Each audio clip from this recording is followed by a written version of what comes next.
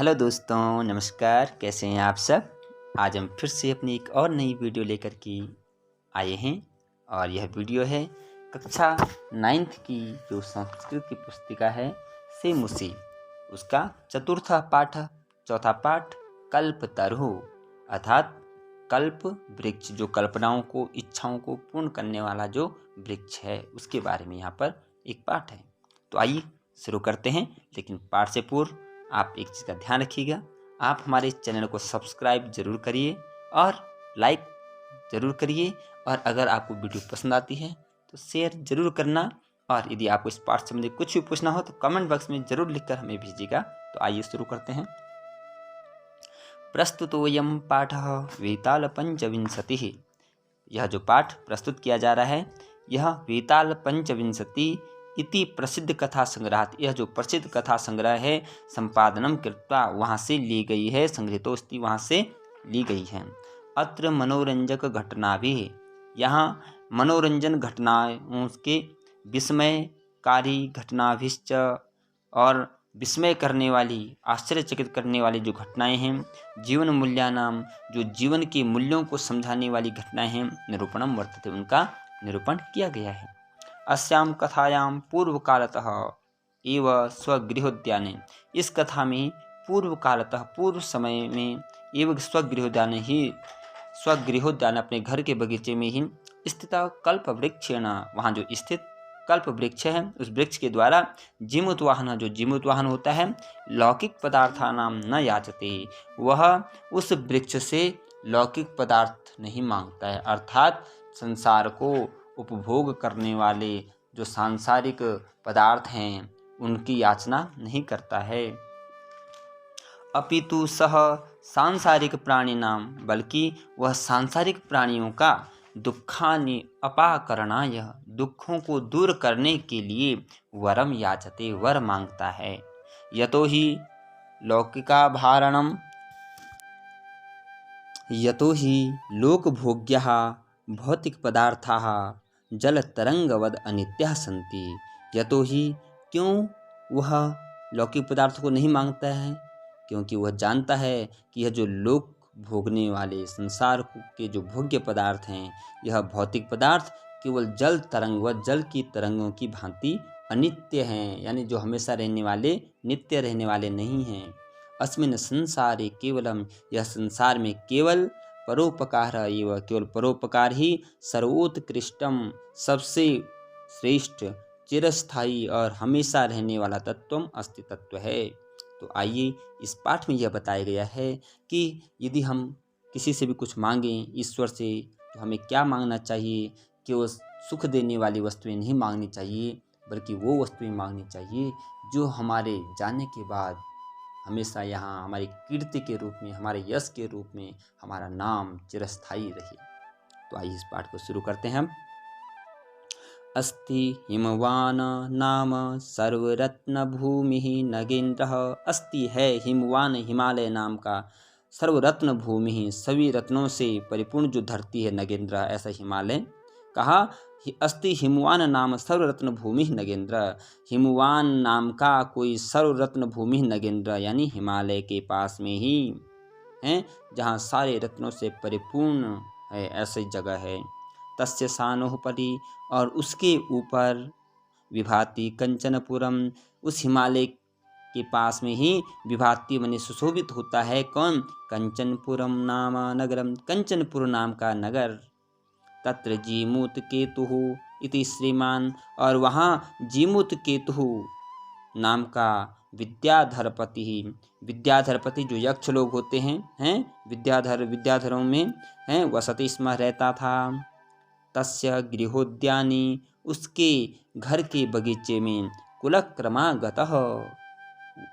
कुल परंपरा अर्थात वंशों से हैं, सदियों पुराना, कल्पतरु स्थित, वहाँ एक कल्प वृक्ष था या स्थित है उस बगीचे में। स राजा, वह जो राजा होता है, जीमूत केतु, तम कल्पतरुम, उस कल्पतरु से आराध्य तत्प्रसादात्, उसकी पूजा करके और उसके प्रसाद से च बोधिसत्वांश संभवम, ज्ञान तत्व से परिपूर्ण हैं, ज्ञानी पुत्र की कामना करते बोधिसत्व अंश संभवम, ज्ञान रूपी अंश के रूप में जीमूत वाहन नाम का पुत्रम प्राप्नोत, पुत्र की प्राप्ति करता है। सह जीमूत वाहन, वह जो जीमूत वाहन है, महान दानवीर, बहुत बड़ा दानवीर होता है। सर्वभूतानुकंपी च अभवत, और सभी प्राणियों पर अनुकंपा करने वाला होता है, अर्थात सभी प्राणियों पर दया करने वाला होता है, जो उसका पुत्र जीमूत वाहन होता है। तस्य गुण ही प्रसन्न, उसके गुणों से प्रसन्न होकर के स्वसचिवश्च प्रेरितः, अपने सचिव के द्वारा प्रेरित होकर के राजा कालेन, जो उसके पिताजी होते हैं, वह समय के द्वारा संप्राप्त यौवनम, उनका जो बेटा होता है वो उससे कहते हैं कि अब हमारा बेटा समय के साथ साथ क्या हो रहा है, यौवनम, जवान हो चुका है। तम यौ राज्य अभिषिक्तवान, मैं उसे युवराज पद पर अभिषिक्तवान, उसका सुशोभित करना चाहता हूँ, अभिसिंचित करना चाहता हूँ, अभिषेक करना चाहता हूँ। कदाचित हितैषिणः पितृमंत्रिणः यौराज्ये स्थितं तम जीमूतवाहनम उक्तवन्तः, और कदाचित हितैषिणः, और कदाचित माने कोई, उसका हितैषिणः, उसका हित चाहने वाला, पितृमंत्रिण, पिता का जो मंत्री था, यौराज्ये स्थितम, उस युवराज्य के पास, युवराज्य स्थितम तम जीमूत वाहनम उक्तवंत, उस जीमूत वाहन से कहता है, क्या कहता है, युवराज, हे युवराज, यो अयम सर्व कामदः, यह जो सर्व कामदः, सभी कामनाओं को, कल्पतरु यानी कल्पतरु तवोद्याने तिष्ठति, यह जो तुम्हारे उद्यान में सभी कामनाओं को पूर्ण करने वाला है, तिष्ठति, सह तव सदा पूज्य, यह हमेशा तुम्हारे लिए क्या है, पूजनीय है। अस्मिन अनुकूले स्थिते, इस अनुकूल स्थिति में, जो आज तुम्हारे युवराज पद पर सुशोभित होने जा रहे हो, इस स्थिति में सती शक्रोपि इंद्र इत्यादि होने पर भी अस्मान बाधितुम न शक्नुयात्, अर्थात इंद्र भी हमारे इस शुभ कार्य में कोई भी विघ्न बाधा नहीं डाल सकता है। इस प्रकार से यह कल्पतरु है, आप भी इसकी क्या करें, पूजन करें, युवराज पद पर सुशोभित होने से पूर्व। एतत् आकर्ण्य जीमूतवाहन अचिंतयत्, एतत् आकर्ण्य, यह सुन करके जीमूतवाहन सोचने लगता है, अहो ईदृशम अमर पादपम प्राप्यामि, अरे इस प्रकार, ईदृशम, इस प्रकार का, अमर पादपम, यह अमर वृक्ष, प्राप्यामि, प्राप्त करने पर भी, पूर्व ही पुरुष है, हमारे जो पूर्व पुरुष थे, जो दादा परदादा थे, पूर्वज थे, अस्माकं तादृशम फलम किमपि न प्राप्तम, उन्होंने वैसा फल क्यों नहीं प्राप्त किया, किंतु केवलम कैश्चिदपि कृपणः, किंतु लेकिन फिर भी, केवलम कैश्चिद एव कृपण ही, अर्थात फिर मैं क्या देख रहा हूँ, जो कृपण हैं वह कृपण ही हैं, अर्थात जो निर्धन है वो बेचारे निर्धन ही हैं। कश्चिदपि अर्थ अर्थतः, और जो धन है वह धनी की है, वो सेठ का सेठ ही है। तत् अहम अस्मात् कल्पतरो अभिष्टम साधयामि, तत् अहम, अब मैं, अस्मात् कल्पतरो, इस कल्प वृक्ष से, अभिष्टम साधयामि, अभिष्ट फल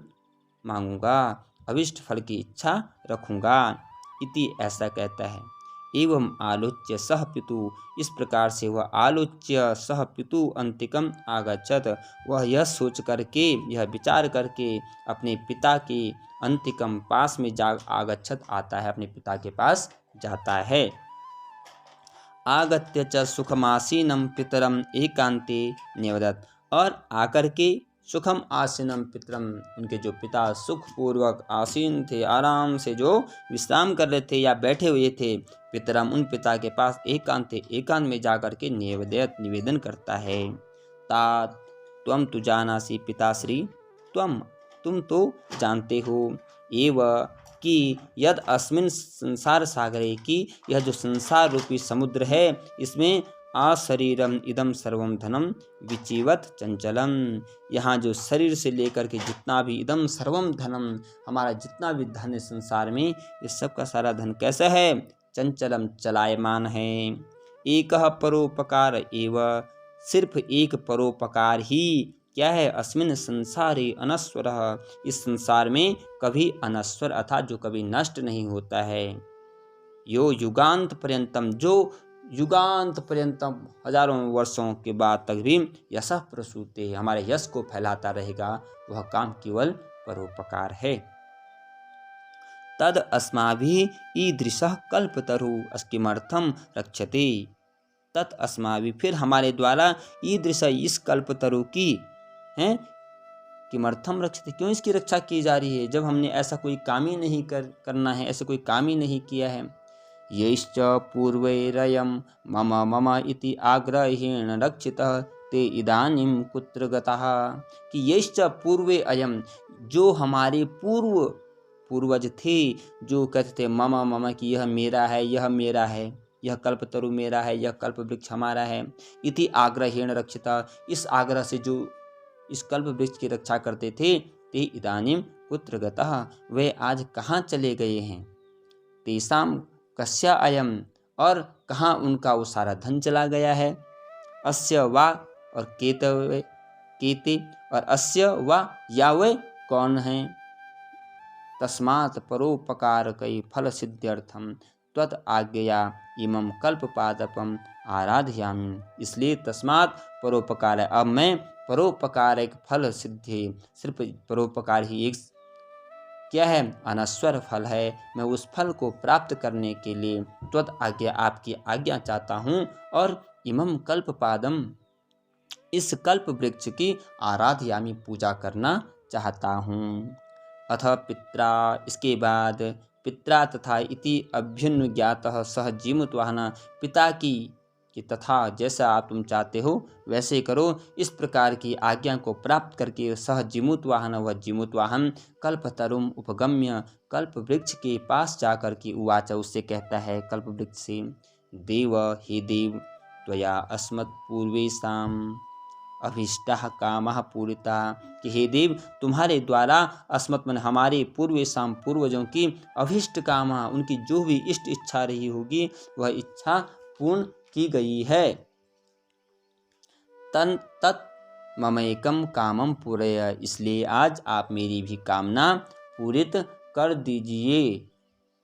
यथा पृथ्वीम अदरिद्राम पश्यामि, जैसे पृथ्वी पर क्या है, अदरिद्राम पश्यामि, मैं क्या देखता हूँ, गरीबी देखता हूँ, निर्धनता देखता हूँ। तथा करोतु देवा, इसलिए जैसे आप अदरिद्राम, धरती पर कोई भी दरिद्र न रहे, अर्थात कोई भी निर्धन न रहे, तथा करो, तो आप वैसा करें। इति, ऐसा वाक्य, एवं वादिनी जीमूतवाहन, इस प्रकार के वचन कह करके जीमूतवाहन में त्यक्तस्त्वया ईशोहम यतोस्मि इति वाक् तस्मात् तरोह उद्भूतः। जीमूतवाहन के इस प्रकार के निवेदन करने पर एवं वादिनी जीमूतवाहन ने, जीमूतवाहन के इतने कहने में ही, त्यक्तस्त्वया, कि मैं त्याग रहा हूँ, त्वया, तुम्हारे द्वारा, एसोहम यातोस्मि, और मैं जा रहा हूँ, ऐसे उस इति वाक, ऐसे कहते हुए तस्मात् तरुः उद्भूत, उस तरु से कल्प वृक्ष ऐसी आवाज़ निकली कि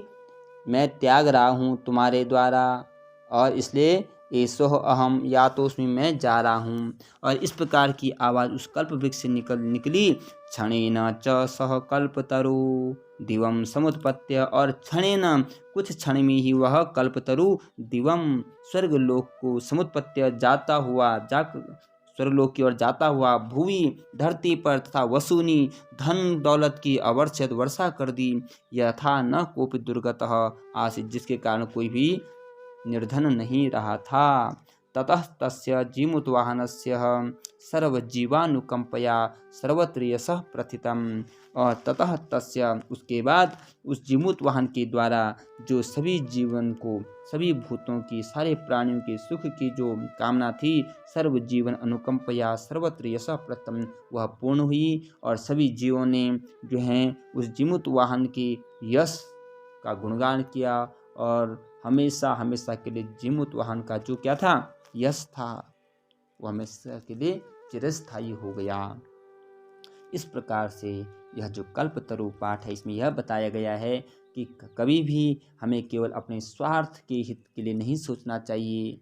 हमें सर्वजन हिताय सर्वजन सुखाय, अर्थात सभी प्राणियों के हित के लिए, सभी प्राणियों के सुख के लिए परोपकार की भावना से संसार के कल्याण के लिए ही कभी भी ऐसी वस्तु मांगनी चाहिए ईश्वर से या किसी से भी, जिससे सभी का क्या हो, हित हो। तो अब मिलते हैं आपको नेक्स्ट वीडियो में, तब तक के लिए धन्यवाद।